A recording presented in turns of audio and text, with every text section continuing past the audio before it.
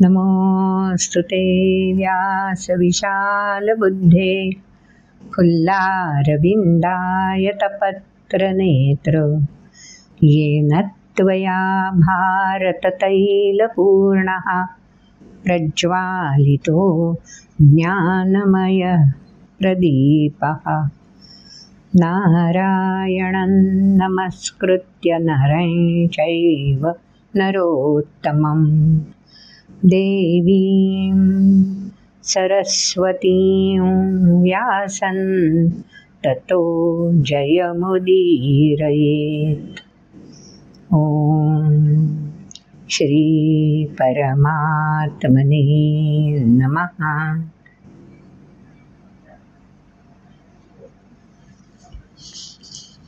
आज एका वेगळ्या विषयाशी आपण जोडले जाऊयात। रामललांचं चरित्र माहिती नाही असं आपल्या सनातन संस्कृतीमध्ये नसणारच ना कोणीही। वाल्मिकी रामायणामध्ये इतक्या बारकाव्यानिशी रामचरित्र वर्णन केले गेलेलं आहे की दरवेळी रामायण वाचताना त्यातला एखादा नवीन पैलू आपल्या डोळ्यासमोर येतो आणि त्याचं तत्कालीन प्रसंगांमध्ये असणारं आगळं वेगळं महत्त्व प्रकर्षाने जाणवतं। ढोबळ रामकथा आपल्या सगळ्यांना माहिती आहे। कैकेयीने वर मागून घेतले, दशरथाचा नाईलाज झाला आणि राजा दशरथाने ते वर मान्य केले आणि श्रीरामांना वनवास 14 वर्षाचा प्राप्त झाला। राज्याभिषेक होण्याच्या ऐवजी श्रीराम वनवासात निघाले।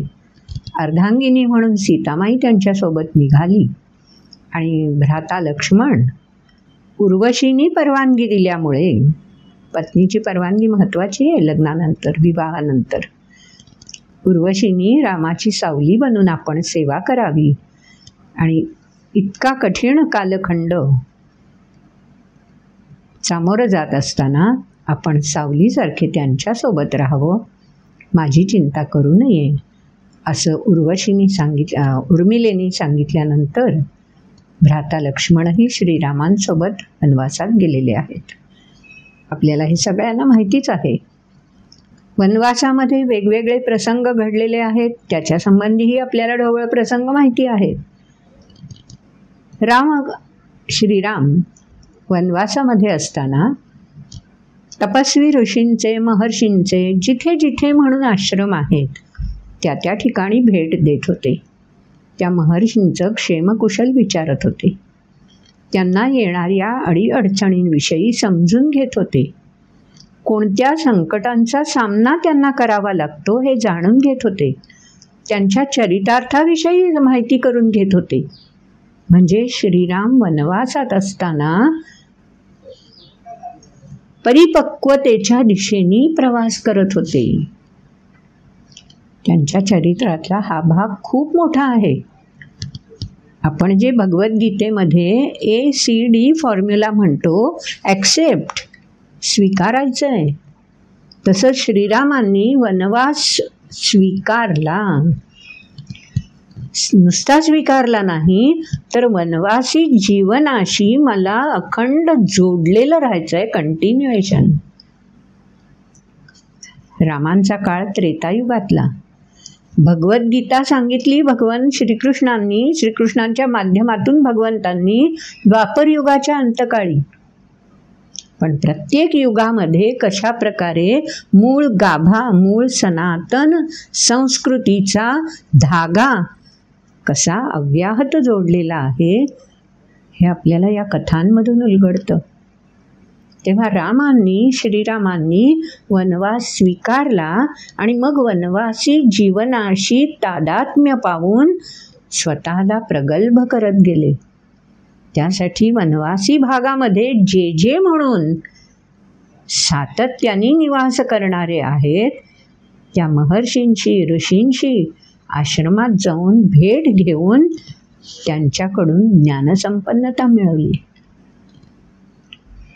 कारण हा राज्य, हे मुलूक, हा सगळा कोणाच्या अधिपत्याखाली आहे? महाराजांच्याच अधिपत्याखाली आहे। पण महाराज दशरथ ज्या ठिकाणी पोहोचू शकत नव्हते वयोमानानुसार, तो सगळा भाग आपल्याच राज्याचा श्रीराम अशा प्रकारे वनवासात असल्यामुळे पायी पिंजून काढत होते. आणि होता होता दक्षिणेच्या दिशेने त्यांचा प्रवास सुरू झाला. दंडकारण्य आपण ऐकून माहिती आहे, रामायणामध्ये त्याचा उल्लेख आहे. हे दंडकारण्याचा खूप मोठा विस्तार आहे. या दंडकारण्याच्या टोकाला जसे जसे श्रीराम पुढे पुढे जात होते तसा त्यांना अगस्ती महर्षींचा आश्रम लागला. आणि ह्या अगस्ती मुनींचं वैशिष्ट्य असं की केवळ ते तपस्वी आणि सनातन संस्कृतीचे वेद, उपनिषद, ग्रंथ हेच फक्त शिष्यांपर्यंत पोहोचवत नव्हते, तर आत्मरक्षणासाठी शस्त्रसज्ज कसं राहणं आवश्यक आहे याचंही ज्ञान अगस्ती मुनी देत होते. अगस्ती मुनींच्या आश्रमामध्ये तळघरात शस्त्रागार होतं. वाल्मिकी रामायणात हे सगळे उल्लेख आहेत. आणि जेव्हा श्रीराम, सीता आणि लक्ष्मणासह अगस्ती मुनींच्या आश्रमात गेले तेव्हा त्यांचं आगत स्वागत करून अगस्ती मुनींनी शस्त्रागार श्रीरामांना आणि लक्ष्मणाला दाखवलेलं आहे. श्रीरामा, कधीही तुला ह्या शस्त्रांची आवश्यकता पडू शकते, तर हे शस्त्रागार या ठिकाणी आहे, हे तू लक्षात ठेवावंस. किती दूरदृष्टी कशा प्रकारे आमच्या ऋषी मुनींनी प्रयासपूर्वक, साधनापूर्वक संपादन केली होती आणि पुढच्या भावी पिढीला देखील कशा प्रकारे संपन्नता हवी याचा प्रत्यय ते आपल्या जीवनातून देत होते. अगस्ती ऋषींची पत्नी लोपामुद्रा, तीही साध्वीच हो, तिचंही तपस्वीच जीवन. आणि ह्या लोपामुद्रेनी सीतामाईला आपल्या कक्षामध्ये नेलं आणि काय भेट द्यावी, सीतामाईला तिने वल्कल प्रदान केली. आणि ही वल्कल तू यापुढे परिधान करावीस असं मला वाटतंय, असं सुचवलं. त्या वल्कलांचं वैशिष्ट्यही तिने सीतामाईला सांगून दिलं. वल्कल याचा अर्थ वनस्पतींच्या साह्याने, वनस्पतींच्या वेगवेगळ्या जे घटक आहेत त्यांच्यापासून बनवलेली वस्त्र. त्रेतायुगातलं आहे. लोपामुद्रेने जी वल्कल सीतामाईला दिली त्या वल्कलांचं वैशिष्ट्य सांगितलं की ही वल्कल दीर्घकाळपर्यंत वापरली तरीही ती फाटणार, तुटणार नाहीत. ती तशीच्या तशीच राहणार आणि ती परिधान करत असताना तुलाही त्यापासून कोणताही त्रास जाणवणार नाही. तेव्हा ही वल्कल यापुढे तू परिधान करत जावीस असं मी सुचवेन. ज्या ठिकाणी आम्ही आहोत हा आश्रम आहे, त्या ठिकाणी आणि त्याच्या पुढचा भाग हा सगळा अखंड सावधान असण्याचा आहे. आणि तुम्ही सुद्धा या पुढच्या काळामध्ये अखंड सावधान असणं गरजेचं आहे. हा छोटासा संदेशही लोपामुद्रेनी सीतामाईला दिलेला आहे. रामायण ज्या प्रसंगामुळे घडलं तो प्रसंग आपल्या सगळ्यांना माहिती आहे. आणि मग पुढे सीतामाईला रावणाने लंकेमध्ये नेलंय हेही आपल्याला माहिती आहेच आहे. आपल्याला कदाचित प्रश्न पडू शकतो आजच्या काळामध्ये, आणि गीतेमध्येही उल्लेख आहेच आहे ना, की वस्त्र हे नश्वरच आहे. शरीर हे सुद्धा वस्त्र आहे आणि ते नश्वर आहे. गीतेमध्ये उल्लेख करताना म्हटलेलंच आहे की अंगावरचं वस्त्र, देहावरचं वस्त्र जसं व्यक्ती नश्वर आहे, फाटलं की टाकून देऊन नवीन वस्त्र परिधान केलं जातं, तितक्या सहजपणे शरीर देखील नश्वर असल्यामुळे टाकून दिलं जातं आणि नवीन शरीर आत्मा परिधान करतो असा उल्लेख गीतेमध्ये आहे. गीता द्वापर युगाच्या अंतकाळची. त्रेतायुगामध्ये लोपामुद्रेने सीतामाईला वल्कल प्रदान केली आणि ही वल्कल तू परिधान करत जा, कारण संकट काळ केव्हाही सामोरा येऊ शकतो हे सांगून दिलं. सीतामाईने लोपामुद्रेचा अनुभवी मार्गदर्शक सल्ला शिरोधार्य मानलाय आणि त्यानंतर तिने ती वल्कल परिधान करायला सुरुवात केलेली आहे. मग पुढचा प्रसंग आपल्याला माहिती आहे. सीता लंकेमध्ये रावणाने कशी पळवून नेली वगैरे वगैरे सगळं आपल्याला माहिती आहे. पण रावणाच्या लंकेमध्ये आधिपत्याखाली जेव्हा सीता अशोकवनामध्ये राहत होती त्यावेळी आज आपल्याला वाटणारच ना की सीतेने वस्त्र कोणती परिधान केली असती, कशी तिची ती वस्त्र टिकली असतील, तिला बदलण्यासाठी वस्त्र कोणी दिली असतील, रावणाने पाठवलेली वस्त्र तिने परिधान केली असती, राक्षसिणींनी दिलेली वस्त्र सीतेने परिधान केली असतील? नाही, हेच उत्तर आहे ना. मग त्याचं उत्तर आज या छोट्याशा वाल्मिकी रामायणातल्याच प्रसंगाच्या द्वारे आपल्यापर्यंत आणण्याचा प्रयत्न केला आहे. सीतामाईला वल्कल अशा प्रकारे प्राप्त झाली की जी वल्कल तिला जेव्हा गरज होती बरोबर त्याच्या आधी ती प्राप्त झाली होती. योग्य सल्लाही त्या संबंधीचा मिळाला होता.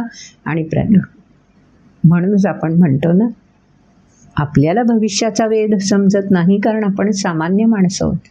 पण अगस्ती काय किंवा लोपामुद्रा काय यांच्यासारखे महान तपस्वी जे आहेत ते श्रीराम आणि सीतामाई जेव्हा तुमच्या आमच्यासारखं सामान्यांचं जीवन जगत होते, येणारे आघात प्रत्याघात पचवत स्वतःला सामर्थ्यवान बनवत होते, आंतरिक सामर्थ्य वाढवत होते, त्यावेळी त्यांना अशा प्रकारे आणखी सामर्थ्य मिळवून देण्यासाठी असे अनेक ऋषीमुनी तत्पर होते.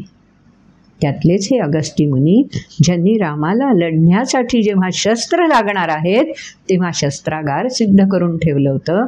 आणि अशी ही लोपामुद्रा साध्वी पत्नी अगस्ती मुनींची की जिने सीतामाईला असा कठीण काळ दुर्धर प्रसंग आला तर वस्त्र प्रदान करून ठेवली होती. अशा पण दृष्टिकोनातून रामायण अभ्यासूया, ऐकूया एक एक कथा अशा ज्या वाल्मिकी रामायणात आहेत. मग आपल्या लक्षात येईल की अरे रामायण काय, महाभारत काय, हा इतिहास आहे, हे प्रत्यक्ष घडलेले प्रसंग आहेत, ह्या कपोल कल्पित कथा नाहीत. पुढच्या वेळी अशीच एखादी घेऊया असं कथा समजावून. आज ही कथा इथेच संपन्न करूया. आवडली असेल कथा तर जरूर लाईक करा, शेअर तर आपण करालच. आणि हो, कमेंट बॉक्समध्ये आपल्याला कथेविषयी काही व्यक्त व्हावंसं वाटलं तर जरूर कमेंट बॉक्समध्ये उल्लेख करा. आमच्यापर्यंत आपले मत, अभिप्राय किंवा विचार येऊन पोचतीलच. आणि चॅनल सबस्क्राईब केला नसलात तर श्री गुरुकुलम न्यासाचा हा चॅनल जरूर सबस्क्राईब करा. आणि बेल आयकॉन क्लिक केलात की आपल्याला नोटिफिकेशन मिळत राहील पुढच्या व्हिडिओंसंबंधी. भेटूया पुढच्या व्हिडिओमध्ये. नमस्कार.